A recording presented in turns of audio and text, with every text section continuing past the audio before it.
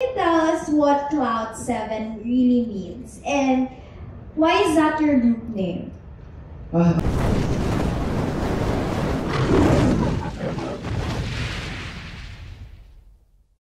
Bulletin. Hello. Hi, sir. Hello, good afternoon. Guys, congratulations. Ang galing, ano? And mukhang ready na kayo for the big time. We'll be seeing more of your performances in the future. So first question, how does it feel to be part of a growing P-pop community at a very young age? Syempre po, super thankful po kami and honored po kami to be part of the growing P-pop community po here in the Philippines po.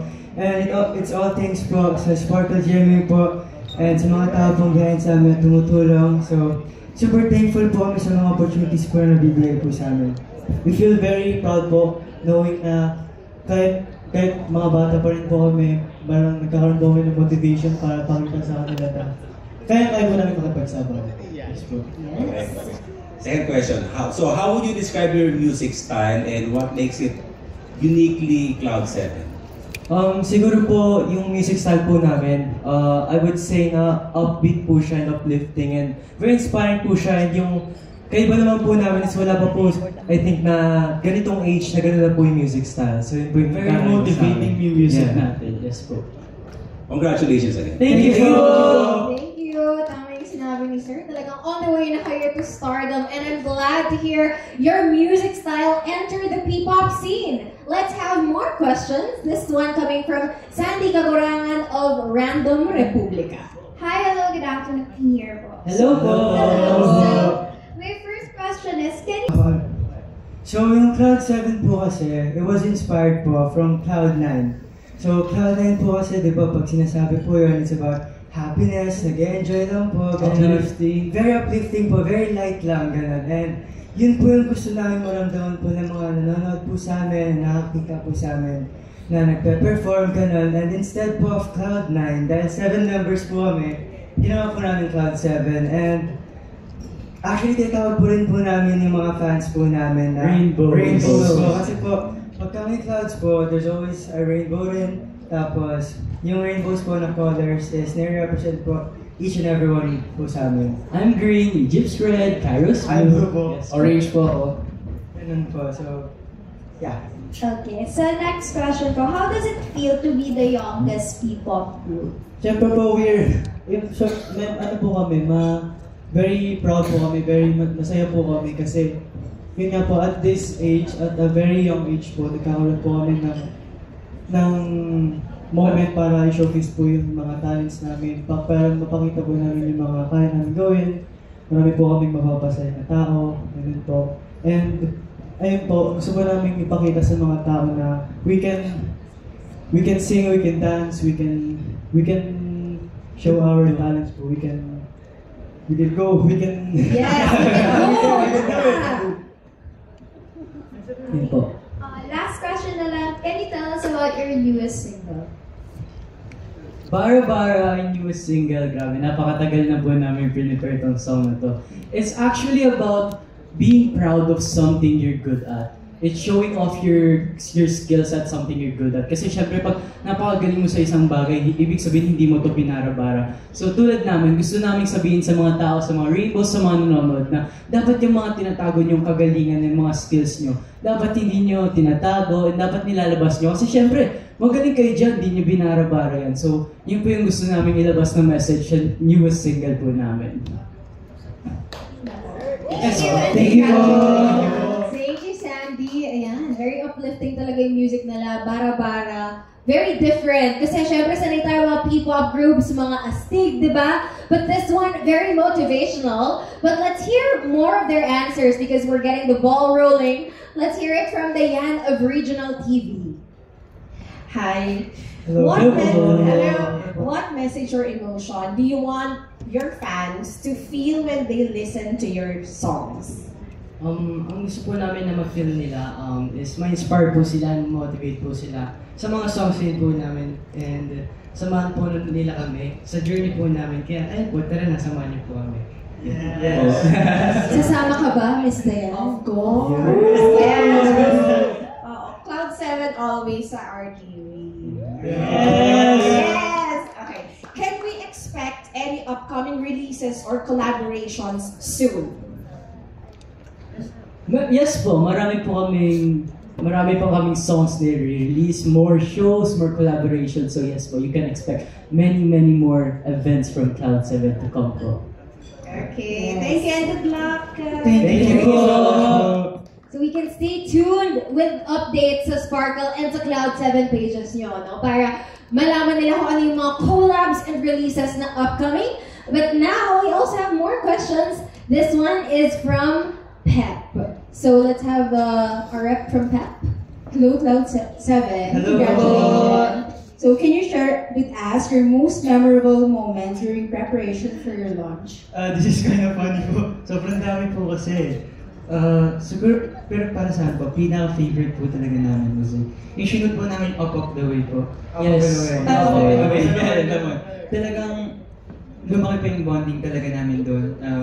Nag-wrestling kami, like, pwede ba mag-spoil? Pwede ba mag-spoil? Pwede daw ba? Pwede po ba? Pwede na? Nagbigayan po kami ng gifts and ayun po, pinakita po talaga namin na we know each other and yeah. It didn't feel like it was just like we were playing with each other, we were just bonding. Parang nag-outing lang tayo. Yes po. So isa po yun sa pinaka-memorable naming experiences sa training school namin and sa journey papunta sa bagong launch po ng song namin. Speaking of workshop and training, kumusta yung experience niyo? Ayun po, araw-araw po kami nagsasama-sama, araw-araw na po kami nakikita and nagiging masaya naman po kasi mas lumalim po yung bond namin, mas naging deeper po yung relationship namin, yung chemistry po namin.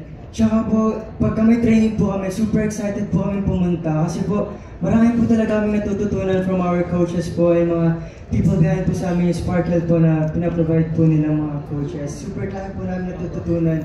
So, nabuboost po yung confidence namin, especially when performing po, ganun po. Tsaka outside GMA, hindi pa namin na-experience yung sobrang hirap na training na binibigay sa amin ng GMA. Kaya very excited po kami na Very thankful and excited syempre. Well, as for me, parang ang dami na kasing P-pop group dito sa atin. So meron ba kayo nililook up na P-pop group? Sabay. Okay. Isa lang! Okay, sige, go! 1, 2, 3, go! SB19! Of course! Okay, thank you so much. Thank you. And now, let's hear it from Naz Tabares of Pelikula Mania. Hello. Since na kayo sa reality TV, paano naman ang acting? Interested ba kayo sa acting?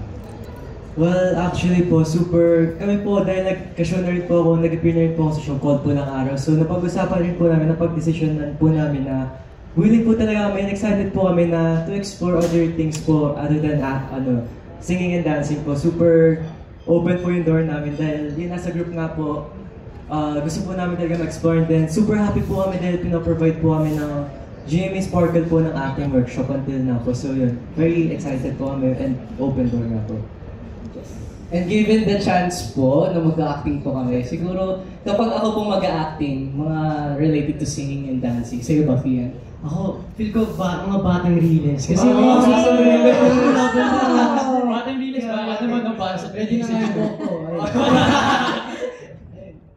Ngayon, balik naman sa singing. Gaano kayo ka-involved sa songwriting and composition ng music mo?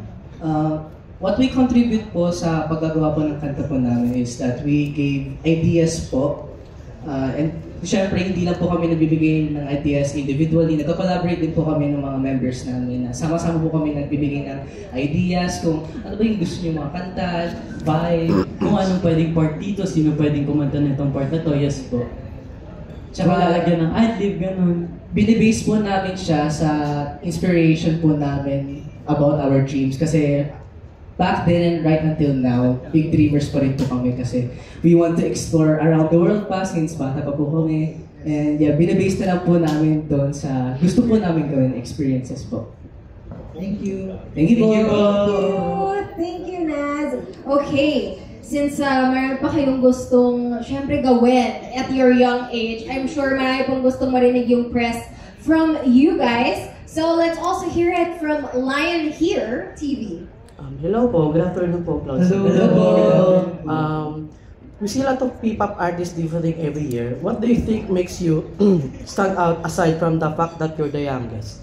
Aside from we're the youngest, syempre po, what makes us stand out from different P-pop groups is that we have the help, we have the backup of Sparkle and GMA po.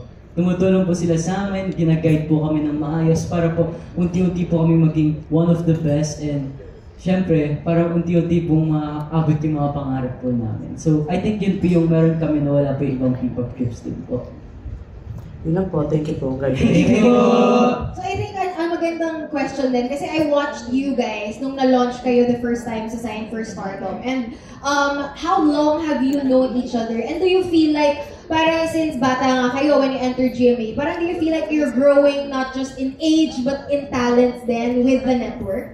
Yes po, feel namin hindi lang po kami sa age nag-grow, pero as talents rin po. Kasi syempre, nakita naman po namin from the first time we got here in Sparkle, medyo hindi pa po kami ganun kahasa sa mga talents namin in singing and dancing. Pero with the help of GMA and Sparkle po, lalo po namin na-enhance, lalo po namin na-develop, and lalo po kami mas naging confident mag-perform po.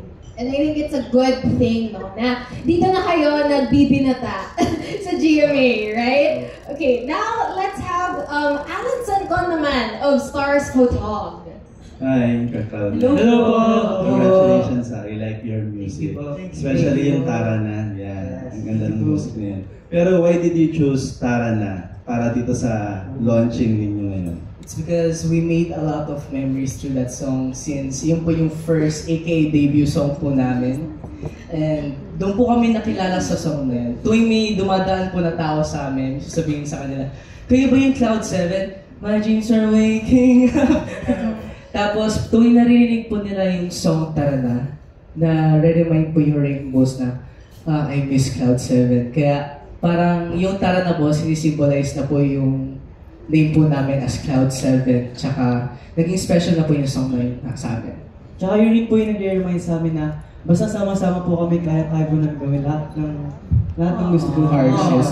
Basta sama-sama po kami. Cloud 7. Thank you, congratulations. Hope Thank you po! Hope see you sa international scene. Yes! Yes! Magdidilang anghel si Sir, di ba? Pero tama, memorable naman talaga lagi ang first song. And now, I think this is our last question, if I'm not mistaken. Okay, this is from Chad Solis of the Manila Feed. Hello, congratulations. Since palaki na ng palaki yung fan base ninyo, no, do you have any message to your fans here in the Philippines and around the world? Yes, of course, we just want to say thank you so much po to everyone who's supporting us and who supported us nung nagsimula pa lang kami. And we just want to say na we're very happy po kasi we have fans po not only here in the Philippines but in other countries po, around the world. Mag-promise po kami na we will do much better. We will keep on improving po para sa mga fans namin kasi sila po yung motivation and inspiration po namin. Yes po. Thank you po. Okay, thank you, Chad. And that was it. I think, do we have more questions from can we welcome more? We're good. Okay. Thank you so much, Cloud 7. Thank you.